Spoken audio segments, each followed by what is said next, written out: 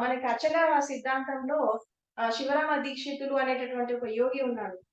చాలా మంది ఈవెన్ బ్రహ్మం గారు గాని, మనం ఎంతో మంది జ్ఞానులను మనం తీసుకుంటే, ఇప్పుడు మన శరీరంలో సప్త చక్రాలున్నాయి. చక్రాలకి ఒక్కొక్క చక్రానికి ఒక్కొక్క శక్తి ఉంటుంది. ఒక్కొక్క అధిదేవుడు ఉంటాడు. ఒక్కొక్క ఆదిదేవుడు ఉంటాడు. ఒక్కొక్కళ్ళు ఒక్క శక్తి నిన్ను నడిపిస్తా ఉంటది. మూలాధార చక్రంలో ఉన్నప్పుడు ఒక శక్తి పనిచేస్తది.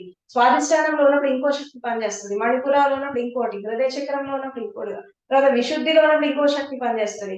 అలా ఈ ఆజ్ఞ చక్రానికి వచ్చినప్పుడు ఇక్కడ సద్గురువులు, రకరకాల గురువులు పనిచేస్తారు.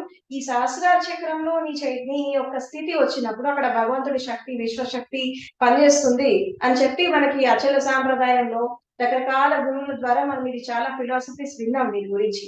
అంటే ఇప్పుడు బయట జరిగేటటువంటి ప్రతి ఒక్క ప్రక్రియ ఏదైతే ఉందో ఇది మన నుండి మొదలైంది.